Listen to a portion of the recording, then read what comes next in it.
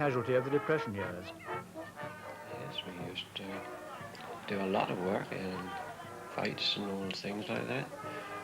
But right full up sometimes, and we used to march to Sipton Church and back on the Sunday, and sometimes from the Wednesday to Peasenhall.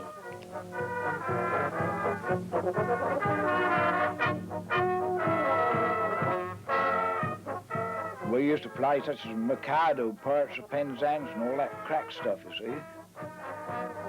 They were hard selections, some of them, and Lady of the Rose, and that's hard, and Scipio and all like that sort of stuff.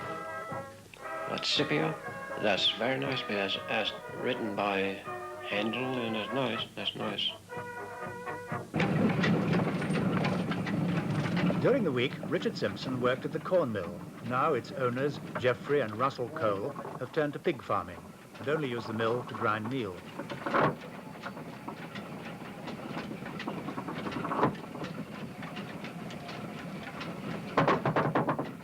The mill was yet another family business, started in 1830 when the Coles' great-grandfather bought it.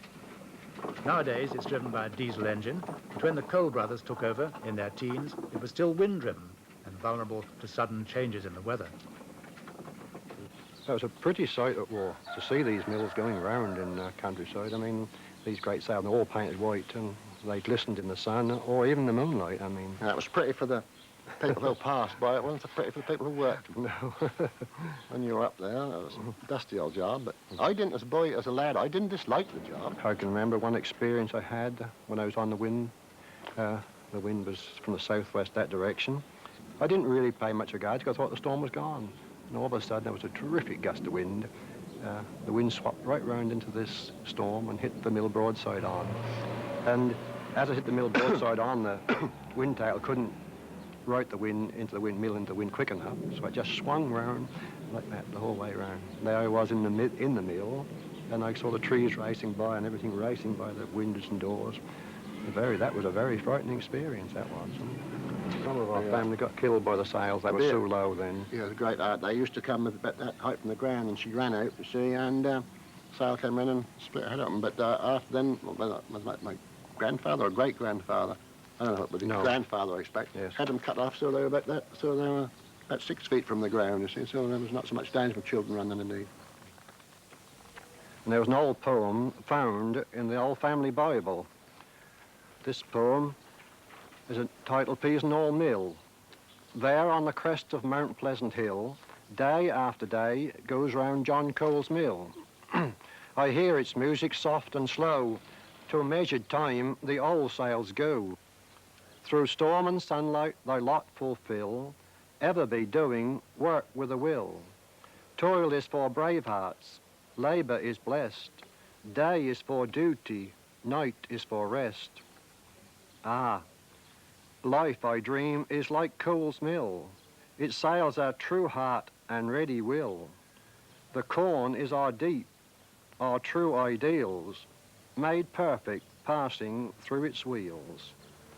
And I feel that my life has been very much that same as I've been talking about the miller's life.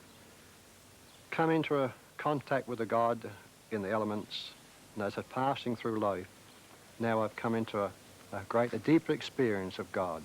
I'm very thankful that God has revealed himself in Christ, and he's revealed himself to me, and this has made my life a completely different life. Passing through the wheels of time, I am, just at present, like that. I'm truly thankful for this, and I would ask everybody to consider this very deeply.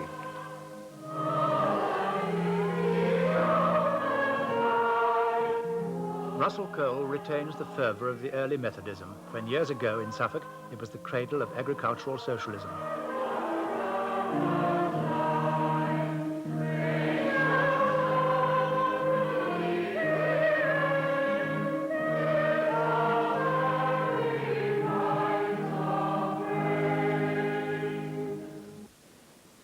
The text upon which I would like us to think for a few minutes this morning is found in the second book of Chronicles in chapter 31.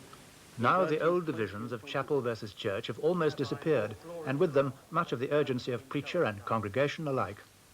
Perhaps some may be inclined to say, but Hezekiah occupied a great position and had great power and lived in a different age a long time ago, and we're ordinary people living in the 20th century. Oh, I was at chapel the other week, and the preacher took for his text the parable of the prodigal son.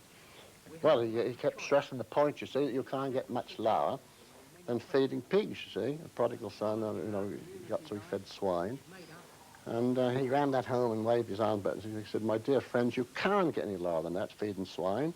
And as we, or at least I, chiefly feed pigs now, I thought this is rather funny. You can't get much lower than that.